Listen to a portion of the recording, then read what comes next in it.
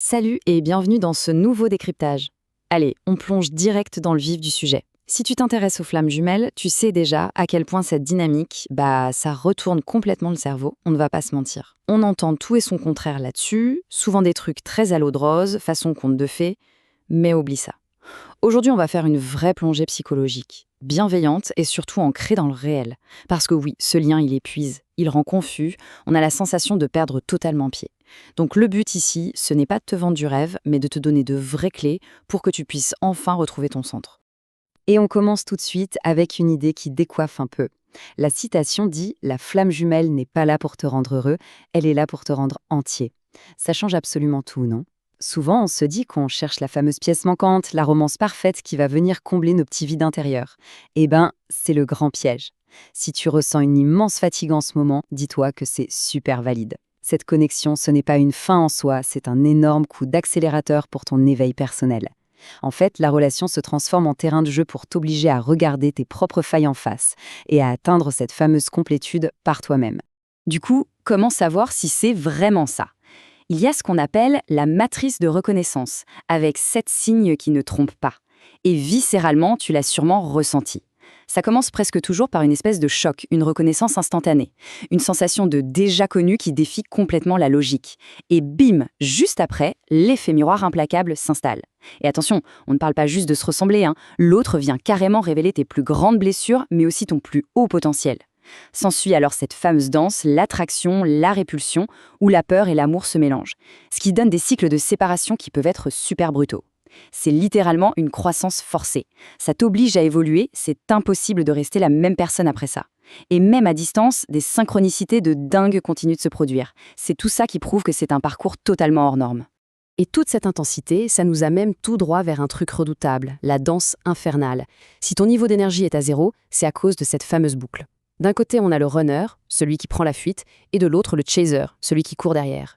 Mais attention, ce n'est pas du tout un bête jeu du chat et de la souris. C'est une boucle où vos systèmes nerveux se déclenchent mutuellement en permanence. Le fait que l'un fuit, ça terrorise l'autre, et le fait de poursuivre, ça donne encore plus envie de fuir au premier. C'est un vrai court-circuit. Le simple fait de capter ça, d'arriver à le voir, c'est un premier pas immense pour lâcher la culpabilité. Ce sont littéralement vos instincts de survie qui se rentrent dedans. Pour vraiment désamorcer toute cette souffrance, il faut parfois mettre de côté le côté spirituel et regarder ça sous l'angle de la psychologie clinique, notamment la théorie de l'attachement. C'est hyper éclairant. Ce qui se joue là, au fond, ce sont des réactions de protection. Le runner, lui, a ce qu'on appelle un attachement évitant. Sa croyance la plus profonde ancrée en lui, c'est que l'intimité est un danger. S'ouvrir, c'est souffrir. Point barre. Le chaser, à l'inverse, est sur un attachement anxieux. Pour lui, la connexion est vitale et la perdre, c'est une menace existentielle absolue. C'est presque la fin du monde. Donc tu vois, on n'est pas du tout dans un caprice romantique, on parle de mécanismes de défense primitifs qui hurlent des deux côtés. Regardons ça d'un peu plus près, avec beaucoup de bienveillance, et essayons de décrypter ce qui se passe dans la tête du runner. Quand il prend la tangente, ce n'est pas par manque d'amour ou parce qu'il s'en fiche. Ça, c'est essentiel de l'intégrer. Face à l'intensité écrasante de ce miroir absolu dont on parlait, son système nerveux disjoncte. C'est la surchauffe totale. L'évitement, ça devient son seul parachute pour survivre psychologiquement.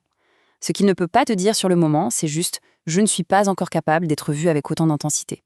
Comprendre ça, ça t'aide vraiment à ne pas prendre cette fuite comme une attaque personnelle. Et du côté du chaser alors ? Là, la douleur est juste déchirante. Pourquoi s'accrocher à tout prix, même quand ça fait un mal de chien, même quand l'autre demande clairement de l'espace ? Parce que c'est une pure réaction de survie pour tenter de calmer un système nerveux en pleine crise de panique. La séparation vient réveiller une terreur originelle, celle de l'abandon. On n'est pas dans de la petite dépendance affective là, on parle d'éviter une menace perçue comme littéralement mortelle. Le cri intérieur du chaser, c'est « je sais ce que c'est d'être séparé de moi-même, s'il te plaît, ne m'abandonne pas ». Capter cette immense détresse de part et d'autre, c'est la clé absolue pour arrêter de se juger. Alors, tout ça nous amène au cœur du réacteur, le miroir éclairé. Accroche-toi, c'est peut-être le truc le plus dur à entendre, mais c'est aussi le plus libérateur. Ce que tu reproches tellement à l'autre, c'est en fait le reflet d'une blessure que tu n'as pas encore soignée en toi. Cette relation extrême, elle est conçue pour appuyer pile poil sur les 5 fameuses blessures. Le rejet, l'abandon, l'humiliation, la trahison et l'injustice. L'autre ne fait pas exprès d'appuyer là où ça fait mal pour le plaisir, non. Il appuie sur le bouton pour te montrer exactement où est la faille. Ça t'oblige à la regarder et enfin à t'en occuper. C'est une invitation exigeante, c'est vrai, mais c'est la voie ultime vers ta propre guérison. Quand on est dans l'œil du cyclone, c'est tout à fait normal de se demander si on ne perd pas la tête. Du coup, c'est hyper important d'avoir une grille de lecture très claire. Une vraie connexion de flammes jumelles, c'est une intensité inédite qui te force à grandir, et même en cas de séparation, tu continues d'évoluer intérieurement. C'est très différent d'une relation karmique qui tourne souvent en boucle sur des schémas répétitifs ou d'une âme sœur où là, c'est beaucoup plus fluide et doux. Mais le plus crucial, écoute bien, c'est de faire la différence avec le miroir traumatique. Là, l'intensité est addictive, c'est vrai, mais elle t'affaiblit. Elle te fait régresser et te vide totalement de ton énergie et de ton identité. Il faut faire très attention à ça. D'ailleurs, la vraie question à te poser là tout de suite, c'est est-ce que cette relation te rapproche de ta propre vérité ou est-ce qu'elle te fait disparaître? Dans un vrai parcours d'éveil, même quand tu traverses les pires moments à cause de la séparation, ton estime de toi finit indéniablement par grandir. Tu apprends à te connaître intimement. Dans un lien traumatique, ce qu'on appelle le trauma bonding, c'est l'inverse. Tu te perds complètement, ta réalité devient floue, les blessures s'accrochent mais elles ne guérissent jamais dans cet espace. Il faut avoir le courage d'être d'une honnêteté radicale avec soi-même sur ce point pour se protéger psychologiquement. Alors, face à un tel tsunami émotionnel, on fait quoi pour revenir à soi? Il faut passer à l'action avec 3 étapes concrètes. La première, on arrête l'hémorragie d'énergie. En clair, arrête de scroller, de suranalyser chaque petit geste de l'autre et demande-toi plutôt qu'est-ce que ça réveille en moi là, tout de suite. Deuxième étape, apprends à différencier la fusion de la vraie connexion. Une connexion saine, ça nourrit qui tu es, ça ne t'étouffe absolument jamais. Et troisièmement, il ne faut pas hésiter à traiter les mémoires enfouies. Faire un vrai travail avec un pro, avec des outils cliniques reconnus comme l'EMDR par exemple, ça change vraiment la donne pour apaiser les traumatismes du passé. Un truc essentiel sur ce chemin, c'est d'accepter le processus et ton propre rythme. Si tu essayes absolument de faire rentrer cette relation hors norme dans le moule classique d'une comédie romantique, tu vas complètement louper le vrai cadeau de cette expérience. C'est de l'alchimie pure.